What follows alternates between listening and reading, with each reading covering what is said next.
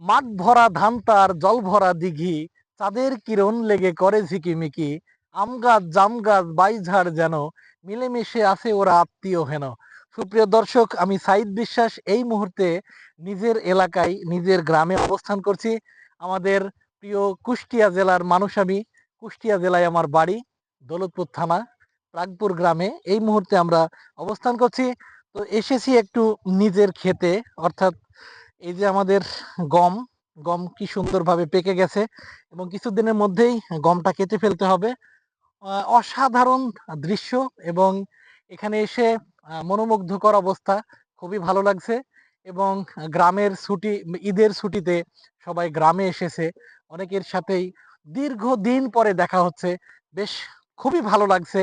এটা এইখানে এসে আসলে কতটুকু ভালো লাগা কাজ করছে আপনারা যারা ঈদের ছুটিতে যান গ্রামের বাড়িতে তারাই কিনা বুঝতে পারবেন।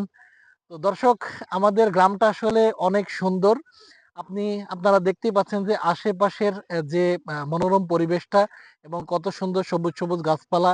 এবং আমাদের গ্রামে বিভিন্ন ধরনের আপনার আবাদ হয়, যেমন আপনার এই যে গম বলেন, গম, তারপরে ভুট্টা, আলু, তামাক, ধান, মানে যত ধরনের আবাদ আছে সমস্ত আবাদ আমাদের এই গ্রামে হয়। এটা আমাদের প্রাগপুর গ্রাম। তো আমাদের মানুষ, এই এলাকার মানুষ আমরা বেশি যে তামাকের আবাদটা মূলত বেশি হয়। এবং পাট থেকে শুরু করে এই যে পিছনের যে জায়গাটা দেখতে পাচ্ছেন, এখানে অনেক তুলার চাষ হয়েছে, এটাও আপনারা দেখতে পাচ্ছেন। পাশাপাশি মরিচ থেকে শুরু করে মরিচ, রসুন, পেঁয়াজ ইত্যাদি ইত্যাদি যত ধরনের খাদ্যদ্রব্য আছে, প্রত্যেকটা খাদ্যদ্রব্য আমাদের এই অঞ্চলে আমাদের আবাদ হয়। তো আমাদের গ্রামটা খুবই ভালো, খুবই সুন্দর। এবং আমাদের যে এলাকাটা সেটা ঠিক একবারে ইন্ডিয়া বর্ডারের সাথেই পড়ছে। আমাদের গ্রামটার পরে আর কোনো এলাকা নাই, একদম সরাসরি আমাদের ইন্ডিয়া বর্ডার। শুধু নদীর এপার আর ওপার আমাদের ইন্ডিয়া, এপারে ইন্ডিয়া, ওপারে ইন্ডিয়া, এপারে আমাদের বাংলাদেশ।